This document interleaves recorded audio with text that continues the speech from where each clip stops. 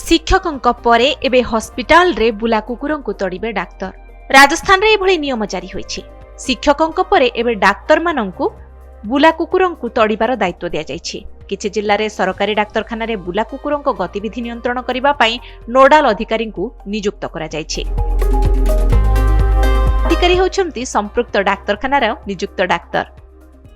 ଡାକ୍ତରଖାନା ପରିସରରେ ଯେପରି ବୁଲା କୁକୁର ପ୍ରବେଶ ନ କରିବେ ଓ ସେମାନଙ୍କୁ ଧରିବା ଏବଂ ତଡ଼ିବାର କାର୍ଯ୍ୟ କରିବେ। ଅଧିକାରୀଙ୍କ କହିବା କଥା ଏହି ପଦକ୍ଷେପ ମାଧ୍ୟମରେ ସୁପ୍ରିମକୋର୍ଟଙ୍କ ଦ୍ୱାରା ଜାରି ହୋଇଥିବା ନିର୍ଦ୍ଦେଶ ପାଳନ କରାଯାଉଛି।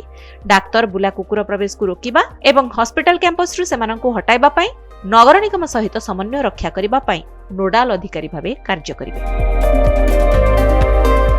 ଏହି ନିର୍ଦ୍ଦେଶ ବର୍ତ୍ତମାନ ଯୋଧପୁରର ପ୍ରତାପନଗର ହସ୍ପିଟାଲ ଓ ମାଣ୍ଡୋର ସାଟେଲାଇଟ୍ ହସ୍ପିଟାଲ ଏବଂ ଜୈସଲମେରର ଜବାହର ହସ୍ପିଟାଲରେ ଲାଗୁ କରାଯାଇଛି।